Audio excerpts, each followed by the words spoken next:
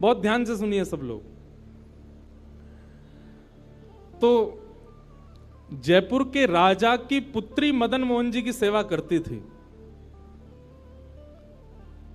मदन मोहन जी कोई लाड़ लड़ाती, पूरे दिन उन्हीं को सजाती रहती, उन्हीं का श्रृंगार करती, सेवा करती।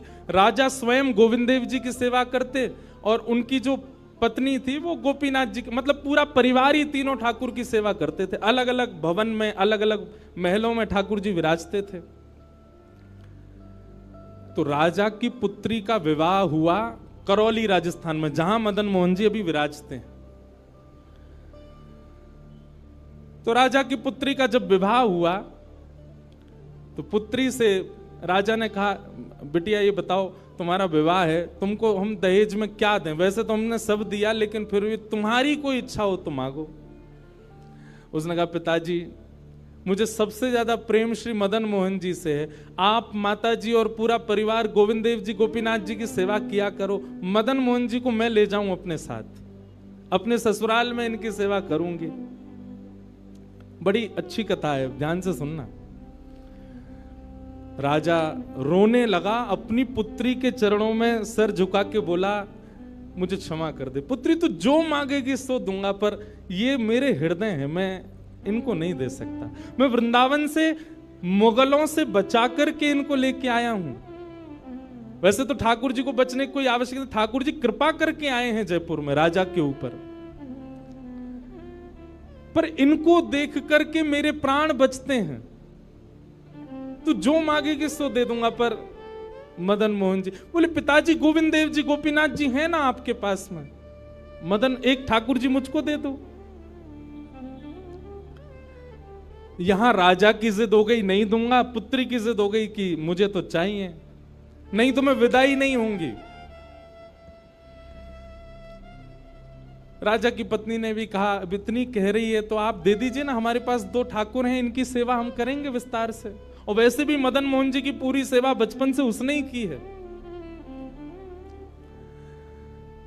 तो राजा ने एक प्रस्ताव रखा। बोले, अच्छा पुत्री एक काम करते हैं। बोले, क्या?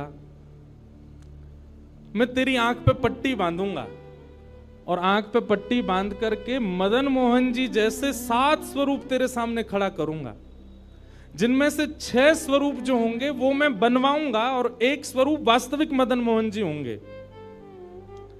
आंख पे पट्टी बांध करके तुझे स्पर्श करके अगर तूने असली मदन मोहन जी को पहचान लिया तो मैं ये मान जाऊंगा कि तू नहीं, ठाकुर जी तेरे संग जाना चाहते हैं। ठाकुर जी की इच्छा पता चल जाएगी। तो राजकुमारी बोली, ठीक है आप ये प्रयोजन कीजिए। राजा ने महाराज कारीगरों को बुलवाया और मदन मोहन जी के डिट्टो कॉपी 6 स्वरूप बनवाए और 6 स्वरूप बनवा करके मदन मोहन जी सहित 7 स्वरूपों को खड़ा किया। पुत्री के आंख पर पट्टी बांध दी, एक जैसा इत्र, एक जैसी पोशाक, एक जैसा मुकुट, एक जैसा श्रृंगार, सब कुछ बिल्कुल एक जैसा। और कहा, पुत्री अब तू इनमें से जो 7 में से पहचान लेगी, अगर असली तेने पहचान लिए तो मैं तेरे संग भेज दूंगा। उसने हाँ तो बोल दिया, लेकिन वो कांपने लगी, घबराने लगी। जैसे उसने नेत्रबंद किए तो कथा ऐसी है कि वो रात्रि में जब सोई, अगले दिन परीक्षण होना था, तो रात्रि में जब सोई तो बहुत रोई और ठाकुर जी से कहने लगी, नाथ मैं आपसे बहुत प्रेम करती हूं, मैं आपके बगैर नहीं रह सकती, पर मेरे पिताजी की बहुत जिद है।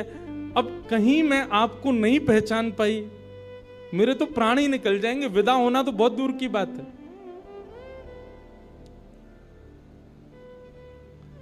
रुदन करते करते करते करते, बंधुओं एक मेरी बात बहुत ध्यान से सुनिएगा, कभी ठाकुर जी के विरह में यदि आपके अश्रु नहीं आए हैं ना, तो अभी आप भक्ति के भाव से बहुत दूर हो।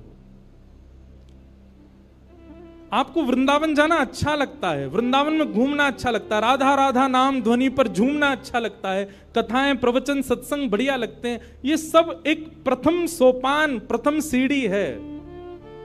पर प्रमुख सीढ़ी तो भजन मार्ग या भक्ति पथ की विरह है। अगर वो आपके चित्त में कभी ठाकुर जी के लिए नहीं आया है तो अभी आप बहुत पीछे छूटे हुए हो।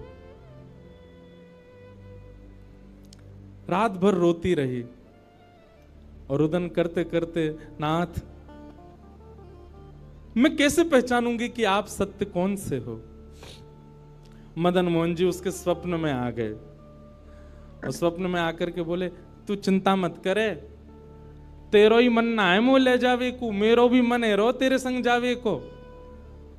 अरे जे सब मेरी सेवा तो करें, पर तेरी जैसी सेवा तो कोई करेगा ना, मेरो भी बड़ो मन है तेरे संग चलवे को। तो उसने कहा, तो नाथ कुछ कृपा तो करो। बोले हाँ मैं एक काम करूंगा। बोले कहा, तू सबरे स्वरूपन को जब स्पर्श करेगी ना, तो असली मदन मोहन जो मैं हूं, तू मेरे हाथन को स्पर्श करियो। तो हाथ कैसे? ऐसे। ठाकुर जी त्रिभंग लली ठाकुर जी हैं। तो ठाकुर जी बोले, तू मेरे हाथन को स्पर्श करियो, तो जितने मेरे अन्य स्वरूप हैं 6, वो तो ऐसे ही रहेंगे, लेकिन जैसे ही तू वास्तविक मेरे सामने आवेगी, सो मैं अपनी इकन्नी उंगली उठा दूंगा, अपनी कोने वाली उंगली उठा दूंगा।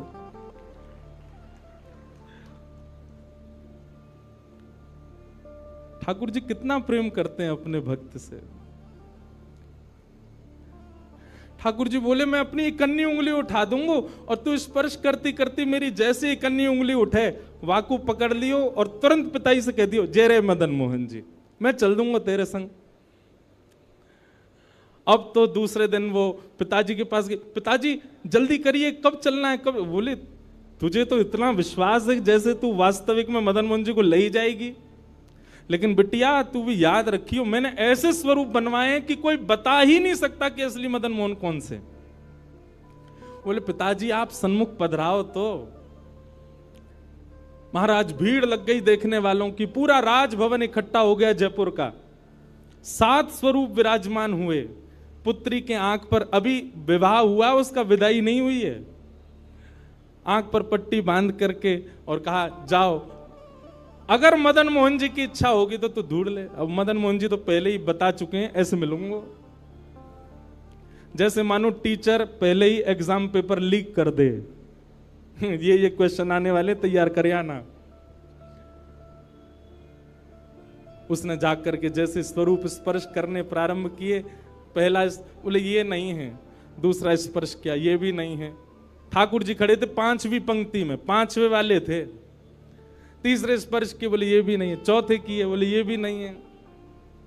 जैसे ही 5वें का स्पर्श किया और मुखमंडल का स्पर्श किया, गले का स्पर्श किया, वक्ष का स्पर्श कर, जैसे ही ठाकुर जी की भुजा पकड़ी, सो ही ठाकुर जी ने अपनी एक कन्नी उंगली हिला दी।